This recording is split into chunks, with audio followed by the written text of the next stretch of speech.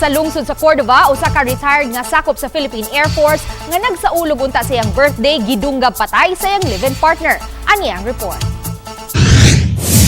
Ang unta usa ka malipayong adlaw nahimong dugoon tungod lang sa panaglali sa mag-live-in partner. Base sa investigasyon sa Cordova Police, nagsaulog sa iyang ika-53 ka adlawng natawhan ang retired Air Force nga si Nelson Torres patalinghog sa panimay sa iyang live-in partner sa Barangay Gabi, Cordova. Dihang usa na lang sa iyang mga bisita ang nahabilin, misaka ang biktima sa ilang kwarto aron matog. Hinungdan nga nasuko ang live-in partner ni ini nga si Jonah Amudia Espinosa, 44 anyos, ug gipaong niini ang plangka sa iyang balay. Dinhi, nasuko na usab ang biktima ug nagkakumpronta ang duha. Dugay mong kayo siya nanaog. Mao to akong gipawong ang plangka para manaog siya. Nga pag pawong na nako sa plangka, nanaog siya dito siya sa luyo agi. Punit niya ang bangko dahil hapak sa kuha.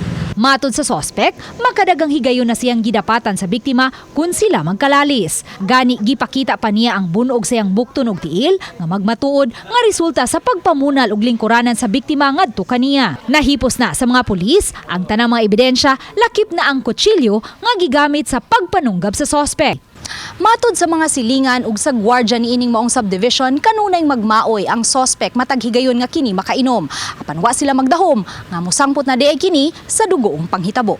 Matod sa outgoing nga gwardiya sa subdivision kagabi, mismong ang suspitsado pa ang miduol kanila o gisugo sila sa pagpatawag og mga pulis. Niabot siya dito niya, gipangutanan na ma'am nganong duguan siya. Niingon siya nga gidunggam niya iyang kalibin partner patay. Giangkon sa suspitsado nga gimahayan niya ang hitabo, apan wa siya'y mahimo kundi ang pag-atubang na lang sa kaso. Uban ni Godfrey Rilien, Luan Merondina, GMA Regional TV Live.